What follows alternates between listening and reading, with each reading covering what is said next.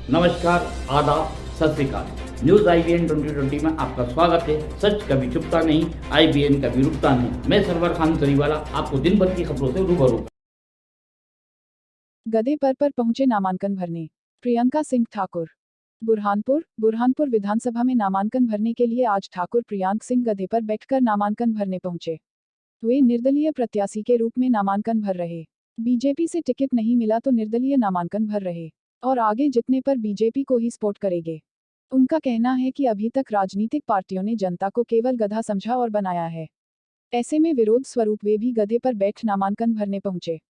उनका मानना है कि राजनीतिक पार्टियों के लोग केवल अपने विकास के लिए राजनीति करते हैं, करोड़ों के बंगले बना रहे, अपनी संपत्ति बढ़ा रहे आदि। गधे पर बैठ उन्होंने विरोध प्रकट किया है। वे बीजेपी से टिकट मांग रहे थे, नहीं मिला तो वे निर्दलीय फॉर्म भर रहे। मध्य प्रदेश जिला बुरहानपुर से प्रीतम महाजन की विशेष रिपोर्ट। बाइट ठाकुर प्रियंका सिंह, निर्दलीय उम्मीदवार।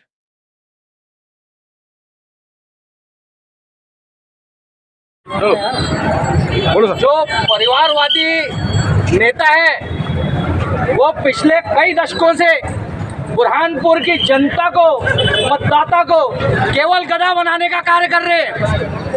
आज भी वो विकास की बात करते हैं और विकास कहीं पर भी हुआ नहीं है। शहर के अंदर बेरोजगार घूम रहे हैं, तो ये मतदाताओं को गधा बनाने का कार्य नहीं है तो क्या हुआ? चाहे कांग्रेस पार्टी हो, भारतीय जनता पार्टी हो, परिवार के लोग हो गए, केवल एक दो परिवार, तीन परिवार, ये जो है ये जनता को केवल गधा बना रहे हैं। तो हम ये गधे पे बैठ के जो आए हैं नामांकन भरने, ये प्रतीकात्मक रूप से ऐसे लोगों का विरोध कर रहे हैं। गधा ही क्यों लिया आपने? गधे क्यों? देखिए, गधे के ऊपर सवार होकर नामांकन दाखिल करने का मुख्य कारण ये था कि जो 2-3 परिवार है बुरहानपुर में, लगातार उन्होंने क्षेत्र की जनता को गधा बनाने का काम किया है। केवल वोट ले रहे हैं और विकास इनके घर पे हो रहा है, इनके बंगले बन रहे हैं, इनकी प्रॉपर्टियां बन रही है।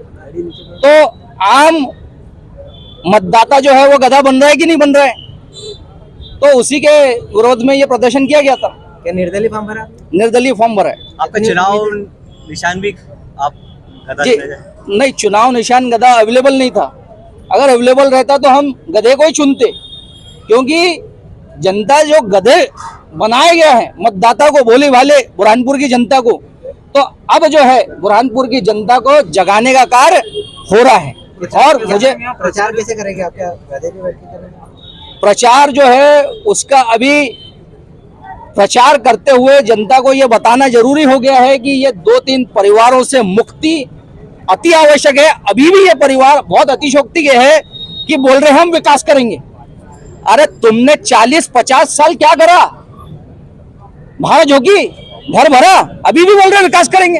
अच्छा, बीजेपी से आप उम्मीदवार मान रहे थे अपने आपको टिकट काटा गया है, उसमें क्या कारण है? देखिए, भारतीय जनता पार्टी ने अगर हमारे को टिकट नहीं दिया है और गलत निर्णय लिया है, इसी के लिए अभी निर्दलीय हम भरे हैं। और अगर जीतते हैं तो कहीं और जाने का कोई सवाल नहीं उठता। भारतीय जनता पार्टी की सीट बढ़ेगी, हम भारतीय जनता पार्टी में मिलेंगे। भैया, गधे पे बैठ के प्रचार करोगे क्या? देखिए, प्रचार का तरीका कुछ भी हो सकता है। जनता तक मैसेज जाना चाहिए कि अब मतदाता गधा नहीं बनेगा। ये परिवारों को दे दिए बहुत वोट। मुद्दे क्या हो गए आपके? मुद्दे जो ये विकास के लिए तरसा रहे हैं हमारे बुरहानपुर की जनता को, आज आम जनता भी तरस रही है।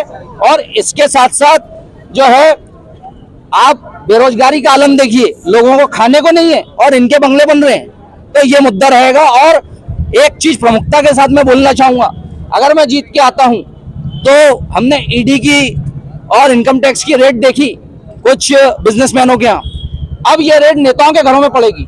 देखा जाएगा 40-50 वर्षों में इनने जो संपत्ति अर्जित करी है कहां से करी है, तो इनके सारे नेता, कांग्रेस के हो या भारतीय जनता पार्टी के हो, इनके घर में इनकम टैक्स और ईडी इसकी रेट डाली जाएगी। क्या ईडी और इनकम टैक्स राजनीतिक या विधायक सांसद के कहने पर कार्रवाई करता है? देखिए, अभी तक बुरहानपुर का इतिहास आप लोग भी जानते हैं। स्वतंत्रता से आज दिनांक तक क्या बुरहानपुर में किसी नेता के इनकम टैक्स की रेट डली? क्या क्यों नहीं डल रही है?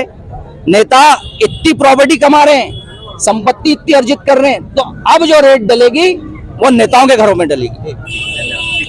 हमारे चैनल को शेयर, लाइक और सब्सक्राइब करना ना भूलें। बेल आइकन दबाएं, हमारे चैनल को सब्सक्राइब करें और लाइक करें।